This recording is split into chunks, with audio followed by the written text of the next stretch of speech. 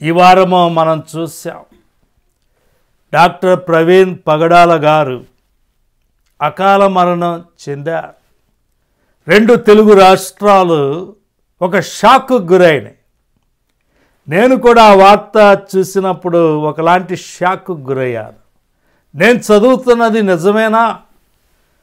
Pastor Praveen పగడాల గారు చనిపోవటం ఏంటి? ఆయన ఒక యువకుడు, ఎంతో చక్కటి ఆరోగ్యంతో ఉన్నటువంటి వ్యక్తి అకాల మరణం ఎందుకు చెందాడు అని నేను కూడా ఆందోళన చెందాను. అయితే ఆ యొక్క ప్రమాదము అంటున్నటువంటి సంఘటనలను మీరు చూస్తే అందరికీ అనుమానం వస్తుంది. ఎందుకంటే ఆయన ప్రయాణిస్తున్నటువంటి బుల్లెట్ ఆయన శరీరం మీద ఎలా చక్కగా అమర్చబడింది, ఆయన శరీరం మీద గాయాలు అవి కూడా అనుమానాస్పదంగా ఉన్నాయి. అదేవిధముగా ఒక బూట్ కాలు ఆయన ఛాతీ మీద టీషర్ట్ మీద వేయబడి ఉంది. ప్రమాదం జరిగితే ఆయన ఛాతీ మీద ఆ బూట్ కాల్ ముద్ర ఎలా ఉంది? ఇలాంటి ప్రశ్నలన్నీ నాకు కూడా వచ్చినాయి. లక్షలాది మందికి కూడా అదే ప్రశ్న వచ్చింది. పాస్టర్ ప్రవీణ్ గారు నిజంగా ప్రమాదంలో చనిపోయాడా, లేకపోతే ఎవరైనా ఆయన్ను హత్య చేశారా అన్నటువంటి ప్రశ్నలు ఈ రోజున మనందరికీ వస్తూ ఉన్నాయి.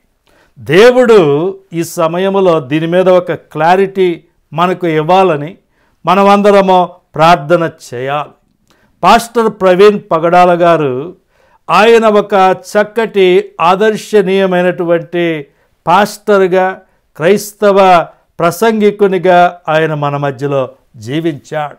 ముఖ్యముగా ఆయన బోధించినటువంటి విధానం కూడా నాకు నచ్చింది.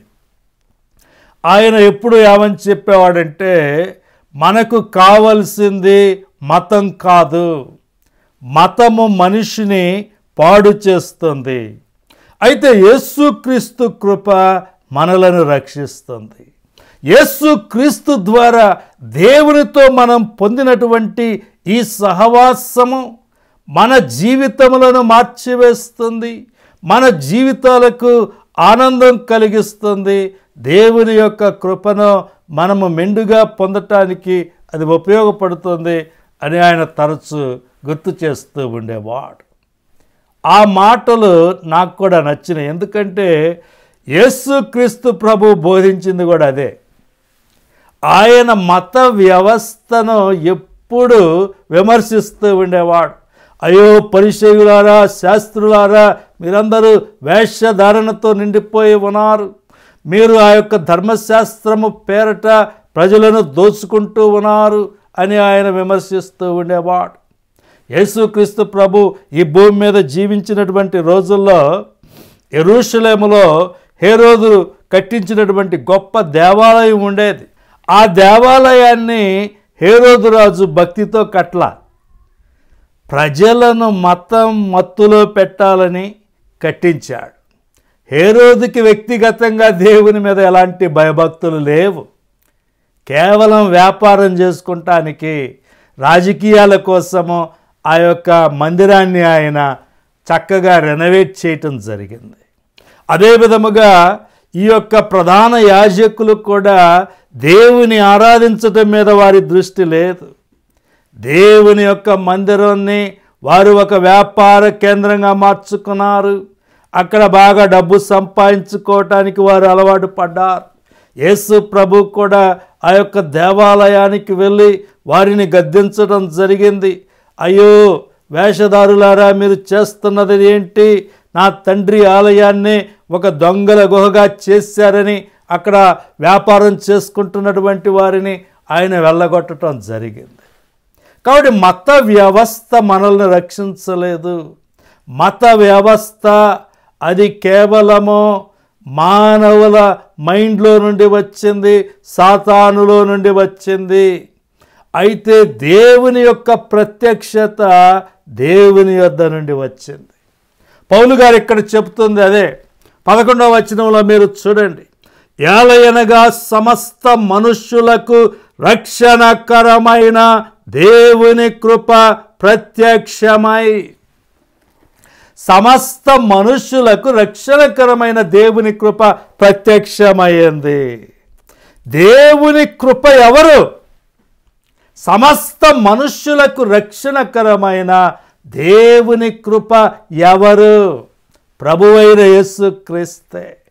ఆయన శరీర రూపములో ఈ భూలోకానికి వచ్చిన దేవుని కృప, ఆయన శరీర రూపములో ఈ లోకమునకు వచ్చిన దేవుని ప్రేమ, ఆయన శరీర రూపములో ఈ లోకానికి వచ్చిన దేవుని కరుణ, ఆ కరుణ మనలను రక్షించింది. ఆయన్ని తెలుసుకోవటమే రక్షణ. ప్రవీణ్ పగడాల గారు ఆ సత్యాన్ని తరచుగా ఆయన బోధిస్తూ ఉండేవాడు. సంపూర్ణమైనటువంటి క్రైస్తవ జీవితము ఆయనలో మనకు కనిపిస్తూ ఉంది. ఆయన బైబిల్ని క్షుణ్ణంగా చదవటమే కాకుండా సామాజిక పరిస్థితులను కూడా చక్కగా అర్థం చేసుకున్నాడు. భారత సమాజము, భారతదేశ చరిత్ర, అదే విధముగా క్రైస్తవులు భారతదేశాన్ని ఏ విధముగా మార్చారు, ఆ విధముగా ఆయన ఎంతో రీసెర్చ్ చేసి ప్రజలకు అందించటం జరిగింది. అదేవిధంగా ఇతర మతాల వాళ్ళు క్రైస్తవ్యాన్ని దూషించినప్పుడు ఆయన వారికి ఎంతో శాంతముతో బైబిల్ని విప్పటం, అదే విధముగా స్కాలర్లీ వర్క్స్ని కూడా ఆయన చూపించడం జరిగింది. ఇతర మత గ్రంథాలే వారికి చూపించి వారి యొక్క నోళ్ళు మూపించటం జరిగింది. దాన్ని భరించలేక చాలామంది ఆయనకు డెత్ థ్రెట్స్ పంపించారు. నిన్ను చంపేస్తాం అని ఆయన చాలాసార్లు బెదిరించారు. ఆ బెదిరింపులకు కూడా లొంగకుండా సువార్తను ధైర్యంగా ప్రకటించినటువంటి వ్యక్తి. చాలామంది క్రైస్తవులు కూడా ఆయన్ని విమర్శించారు. ఎందుకయ్యా నువ్వు ఆ విధంగా ఇతర మతాల గురించి మాట్లాడుతావు, నీ మతం గురించి నువ్వు చెప్పుకోవచ్చు కదా అని క్రైస్తవులు కూడా ఆయన విమర్శించారు. అయితే నేను వారితో ఏకీభవించను. యేసుక్రీస్తు ప్రభు కూడా నాది నేను చెప్పుకుంటాను అనుకోలేదు. యోధా మతములో ఉన్నటువంటి అవినీతిని యేసుక్రీస్తు ప్రభు వారు బయటపెట్టాడు. బాప్తిస్మం ఇచ్చే యోహాను గారు కూడా ఆ యొక్క సమాజంలో ఉన్నటువంటి అవినీతి, అదే విధముగా వారు చేస్తున్నటువంటి దుష్ట కార్యాలను ఆయన ఎప్పుడూ విమర్శిస్తూ ఉండేవాడు. హేరోదు రాజు చేసినటువంటి అక్రమాలను ఆయన ప్రశ్నించాడు. చివరికి అదే ఆయన ప్రాణాలు తీయటం మనకు తెలిసిందే. యేసుక్రీస్తు ప్రభువు ప్రధాన యాజకులను విమర్శించటము వారికి నచ్చలేదు. వారు యేసుక్రీస్తు ప్రభు ప్రాణాలు తీశారు. అపోస్తలుడైన పౌలు గారు కూడా నేను సువార్త ప్రకటించాలి అనుకున్నాడు. ఇతర మతాలతో గొడవ పెట్టుకోవాలి అని ఆయనకేమి సరదా లేదు. ఇతర మతస్థులను విమర్శించి వారిని బాధ పెట్టాలి అని ఆయనకేమి సరదా కాదు. పౌలు గారు సువార్తను ఆయన శాంతముగానే బోధించాడు. అయితే ఆయన ఎలా బోధించినప్పటికీ ఇతరులకు కోపం వచ్చింది. అపోస్తల కార్యముల గ్రంథం మీరు చదవండి. పౌలు గారు యెరూషలేములో యూదుల సమాజ మందిరాలకు వెళ్ళి వారికి సువార్త ప్రకటించాడు.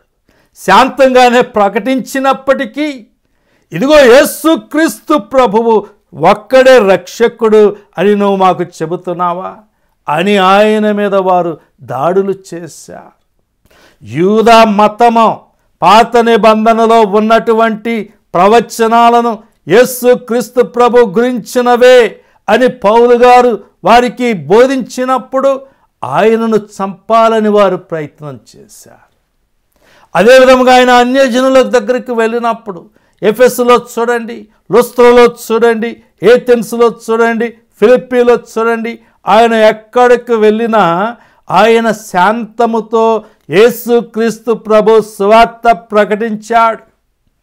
అయితే దాన్ని ఓర్చుకోలేక ఆయన ప్రాణాలు తీయాలని ఆయన చాలాసార్లు దాడులు చేసి గాయపరచడం జరిగింది. ఇదిగో మీరు ఎదురు చూస్తున్నటువంటి రక్షకుడు యేసుక్రీస్తు ప్రభువే. మీ యొక్క మతాలు మనుష్యులు ఏ విధముగా దేవుని యొద్దకు వెళ్ళాలి అని అవి బోధిస్తూ ఉన్నాయి, కానీ సమస్త మనుష్యులకు రక్షణకరమైన దేవుని కృప యేసుక్రీస్తు ప్రభువులో మాత్రమే ప్రత్యక్షమైంది అని ఆయన సత్యాన్ని చెప్పినప్పుడు వారు ఓర్చుకోలేకపోయారు. ఆయన్ని జైల్లో వేశారు, కొరడాలతో కొట్టారు, రాళ్లతో కొట్టారు, ఎంతో దారుణంగా ఆయన విమర్శించారు. చివరికి రోమ్ నగరంలో క్రైస్తవుల జనాభా పెరిగిపోవటము చూసి రోమన్ చక్రవర్తి నీరో పౌలు గారిని కూడా హతమార్చండి అని ఆయన ఆజ్ఞాపించటం జరిగింది. పౌలు గారి యొక్క శిరచ్ఛేదనం రోములో జరిగింది. కాబట్టి క్రైస్తవ బోధకులు ఇతర మతాలను దూషించాలని, ఇతర మతస్థులను బాధ పెట్టాలని వారు సువార్త ప్రకటించటం లేదు. వారు అందరూ దేవుని యొక్క సత్యము తెలుసుకోవాలి, అందరూ దేవుని యొక్క కృపను పొందాలి, పరలోకానికి వెళ్ళాలి అన్నటువంటి ప్రేమతోనే వారు సువార్త ప్రకటిస్తూ ఉన్నారు. ప్రవీణ్ పగడాల గారు కూడా ఆ విధముగా దేవుని ప్రేమతోనే సువార్త ప్రకటించడం జరిగింది. కాబట్టి ఆయన ఇతర మతాల గురించి మాట్లాడటం తప్పు అనటం సరికాదు. ఇతర మతాల గురించి కూడా, ముఖ్యముగా ఇతర మత బోధకులు యేసుక్రీస్తు ప్రభువును బైబిల్ను దూషిస్తూ ఉన్నప్పుడు క్రైస్తవ అపాలజిస్టులు వారు సమాధానాలు ఇస్తూ ఉండాలి. ప్రవీణ్ పగడాల గారు చేసింది అదే. ఆయన దేవుని ప్రేమతో, శాంతముతో దేవుని సువార్తను ప్రకటించడం జరిగింది.